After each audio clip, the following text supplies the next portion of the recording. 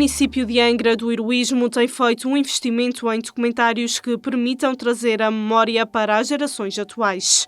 No âmbito da comemoração dos 40 anos da inscrição da zona central da cidade na lista do Património da Unesco, foi dado apoio ao documentário Cidade de Heróis, de Sandra Cristina Souza, com produção da Comunicar Atitude. A Vitec marcou presença na antestreia. Acima de tudo, fala-se da autonomia dos Açores, até chegar ao dia 1 de janeiro de 1980, onde a Angra do Heroísmo ficou destruída. Há grande destaque para a reconstrução após o sismo, levando 3 anos depois já a classificação como Património Mundial. Nós temos de alguma maneira criar memória, preservar essa memória e permitir que as gerações mais novas conheçam o que aconteceu e percebam o percurso que estas coisas tiveram, porque na verdade hoje, quando nós descemos a Rua da Sé ou damos uma volta pela cidade, quem olha para ela não acredita que ela esteve no estado que ali se viu. Portanto, no fim de contas, é aqui uma espécie de chamada à memória coletiva e uma forma também de nós homenagearmos aqueles que viveram aqueles tempos. Segundo as notícias e dados da época, 70% das casas da Terceira ficaram destruídas. Quando se esperava que a população fugisse da ilha, ficou a prova da resiliência, coragem e adaptação deste povo. Houve esperança, arregaçaram mangas e não desistiram. Veio muita gente de fora para ajudar a reconstruir. Foram criados também subsídios e apoios. O próprio contexto social depois do 25 de Abril pode ter ajudado a encarar a situação de outra forma.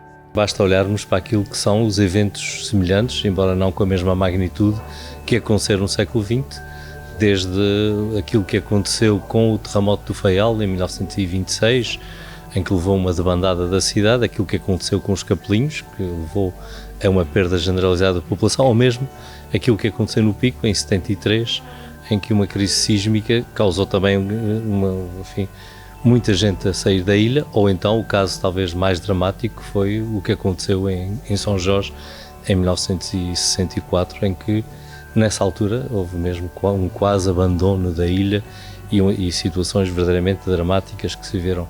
Ou seja, há uma forma diferente de encarar a crise e há uma vontade de ficar que na geração, não é a mesma geração, ou seja, nos anos anteriores, ou seja, no período anterior ao 25 de Abril, não se verificou. Por exemplo, os eventos do Pico aconteceram não muito antes de 25 de Abril e a atitude foi completamente diferente.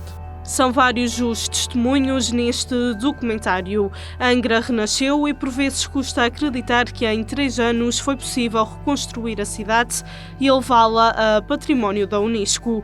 Uma classificação que deve ser um orgulho para os terceirenses, tendo em conta a forma como decorreu todo o processo neste contexto. Na altura temos que perceber que as preocupações eram outras. A maior parte das pessoas estava empenhada em resolver o problema da sua casa e tinha um conjunto de questões muito urgentes para resolver. Quem está desalojado, quem tem uma casa em obras, quem perdeu a maior parte do seu património não está propriamente disponível para estar muito atento a essas questões. Portanto, eu creio que a própria situação que se via na cidade, lembramos que em 1983 Angra era um estaleiro de obras e muitas das pessoas ainda estavam em alojamentos provisórios e as suas preocupações centravam-se exatamente nisso. Esta questão da classificação foi entrando devagarinho na nossa consciência coletiva e eu creio que hoje a vasta maioria das pessoas considera que foi um passo extraordinário na vida da cidade e que permitiu que a nossa cidade ganhasse o caráter que tanto nos orgulhou hoje. Mas obviamente temos que pensar que 83 era um tempo muito diferente daquele que nós vivemos hoje. Foi depois de anos de grande atividade cultural e social na cidade de Angra do Heroísmo, depois da autonomia chegar aos Açores, que tudo mudou. O ano de 1980 começou de uma forma que ninguém esperava. Às 15 horas 42 minutos e 39 segundos, a energia acumulada ao longo de milhões de anos libertou-se e originou um terremoto de magnitude 7.2 na escala de Richter. Morreram 73 pessoas, existiram mais de 400 feridos e quase 30 mil desalojados.